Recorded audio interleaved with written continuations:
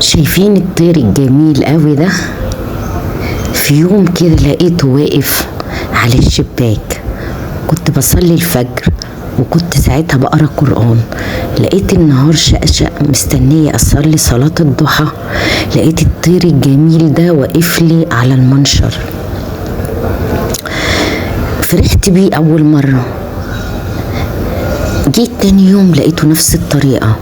جيت تالت يوم نفس الطريقة. قلت لا، ده بيجي يقف ليه ده؟ قلت اكيد دي حاجة، يعني في رسالة عايز يقولها لي، في حاجة. فرحت بيه قوي. بعد كده قلت اقدر اقدم له ايه؟ رحت جبت طبق. شايفين الطبق الاسود ده؟ جبت ربطته مع المنشر بسلكة وحطيته. حطيت واحد زي ده، واحد تاني. واحد حطيت فيه قمح، جبت له قمح. واحد حطيت فيه المية كان حقيقي بيقلبوها، ما كانش بيبقى راكز. فالاكل كانوا بيفرحوا بيه قوي. حسيت ان ربنا بعت لي حاجة، يعني عشان اعمل صدقة، اخد حسنات. يا ريت كل اللي يقدر على حاجة زي كده يعملها. عندك شوية رز مستويين مش عايزاهم، بدل ما ترميهم في الباسكت بتاع الزبالة، حطيهم لطير زي كده، بتاخدي حسنات كتيرة قوي. شوية خضار. انا كنت بجيب له قمح واحط له شوية رز، بس هو بيحب القمح اكتر. فانت ممكن ما تكلفيش نفسك كتير، اي بواقي خضار حطيه.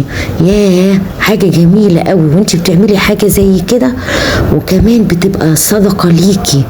يا سلام على الحسنات اللي بتاخديها. وبيجي ايه، انت عارفة اليوم اللي انا مثلا اتأخر ما حطلوش اكل، يجي ينقر لي على الشباك، كأنه بيصحيني بيقول لي قومي خدي صدقة، قومي خدي حسنة.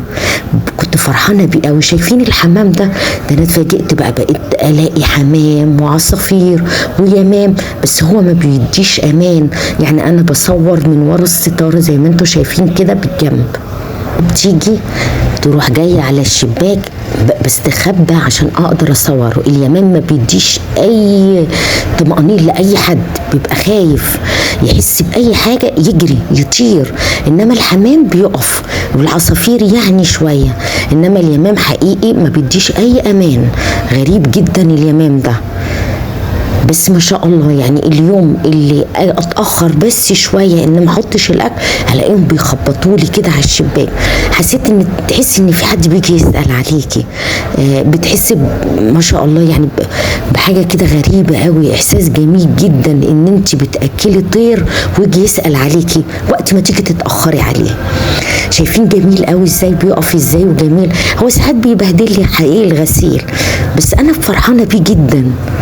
يا ريت تقدري تعملي حاجه زي كده، اعمليها. ربنا هيديكي حسنات كتيره قوي الا لما بتاكلي طير او تشربيه. ما شاء الله. والايام دي بقى ذو الحجه والصيام والحاجات الجميله دي، اعملي بقى كمان صدقه، تبقى حاجه جميله قوي عند ربنا. وجزاكم الله كل خير، وكل سنه وانتم طيبين.